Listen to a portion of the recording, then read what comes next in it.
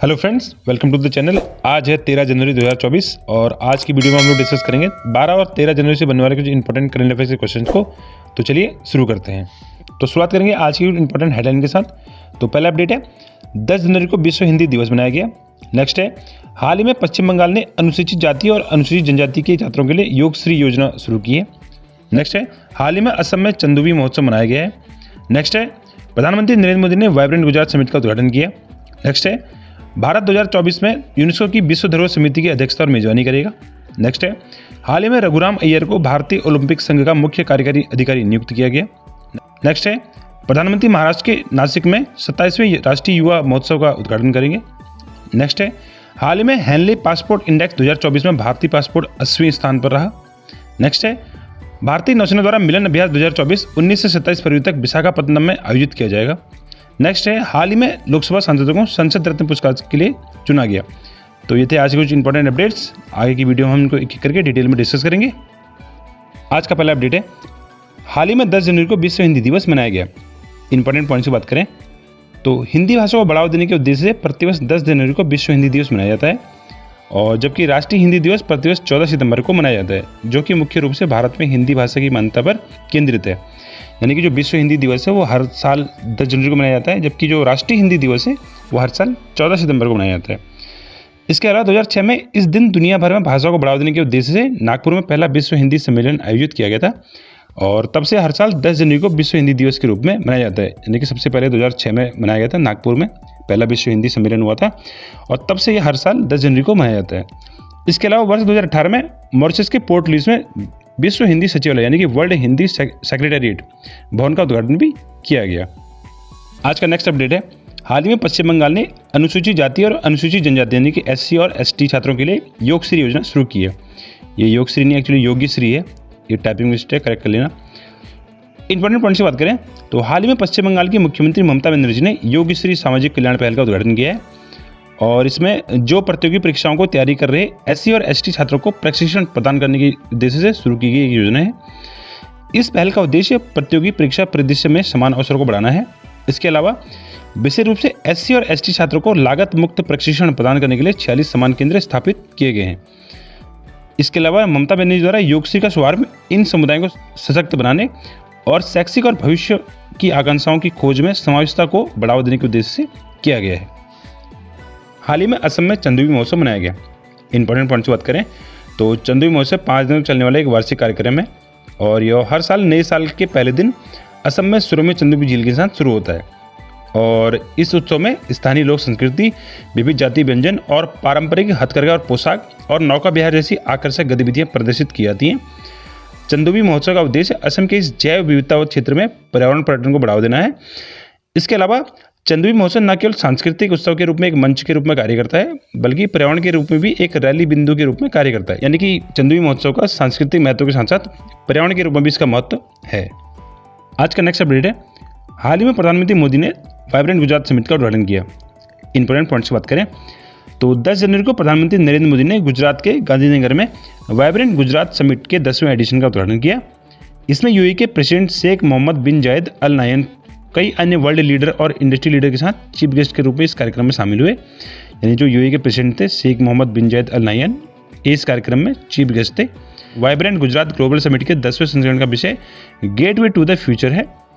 इस वर्ष vibrant Gujarat summit में 34 भागीदार देश और 16 भागीदार संगठन शामिल हुए हैं। आज का नेक्स्ट अपडेट है भारत 2024 में यूनेस्को की विश्व धरोहर समिति की अध्यक्षता और मेजबानी करेगा।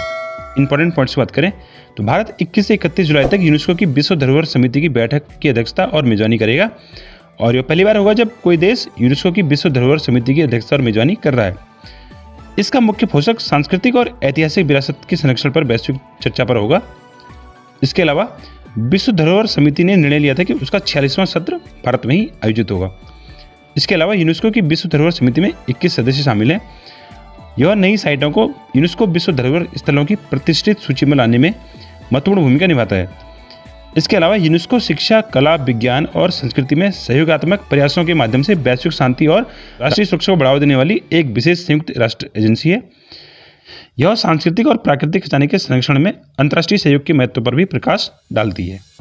आज का नेक्स्ट अपडेट है हाल ही में रघुराम अय्यर को भारतीय ओलंपिक संघ का मुख्य कार्यकारी अधिकारी नियुक्त किया गया है। इंपॉर्टेंट पॉइंट्स की बात करें तो हाल ही में रघुराम अय्यर को भारतीय ओलंपिक संघ का मुख्य कार्यकारी अधिकारी नियुक्त किया गया है। इससे पूर्व रघुराम अय्यर IPL की राजस्थान रॉयल टीम से जुड़े हुए थे। इसके अलावा सुप्रीम कोर्ट द्वारा गठित पैनल द्वारा तैयार किए गए नए नियम के अनुसार यह नियुक्ति की गई है। भारतीय ओलंपिक संघ भारत में ओलंपिक आंदोलन और राष्ट्रमंडल खेलों के लिए एक शासी निकाय है और यह ओलंपिक में भारत के प्रतिनिधित्व करने के लिए एथलीटों का चयन करने के लिए भी जिम्मेदार है।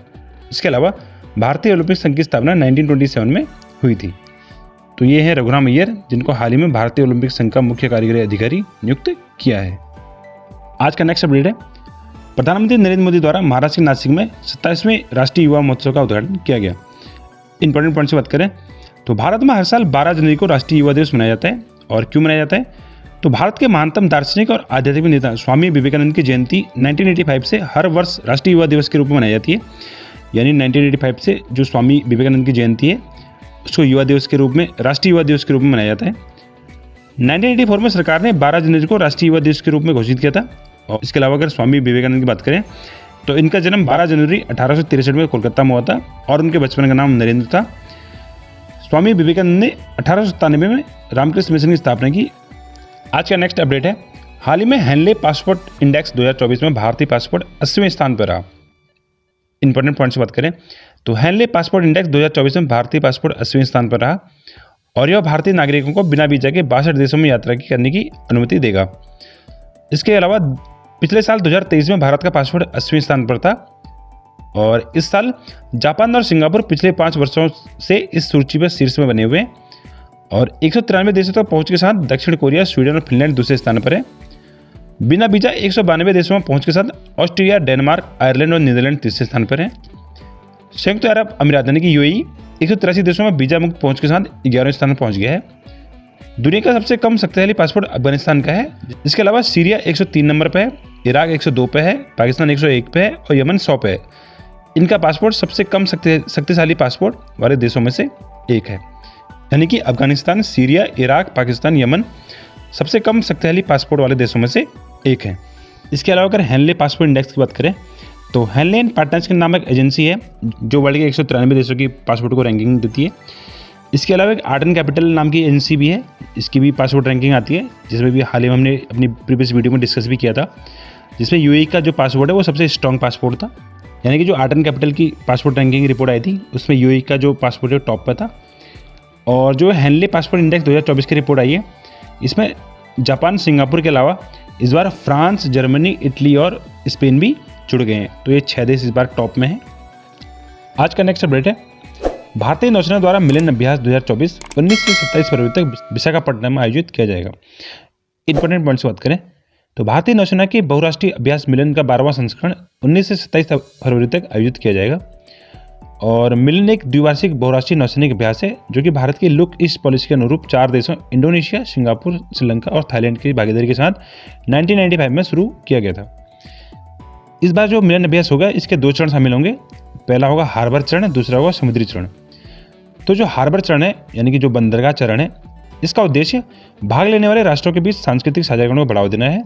इसके अलावा जो समुद्री चरण होगा तो इसमें समुद्री चरण में समुद्री गश्ती विमान वाले जहाज और मित्रवत विदेशी देशों की पनडुब्बियां शामिल हैं।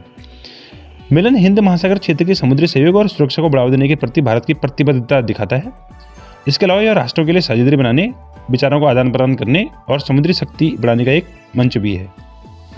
आज का नेक्स्ट अपडेट है, हाल ही में लोकसभा सांसदों को संसद रत्न पुरस्कार के लिए चुना गया है।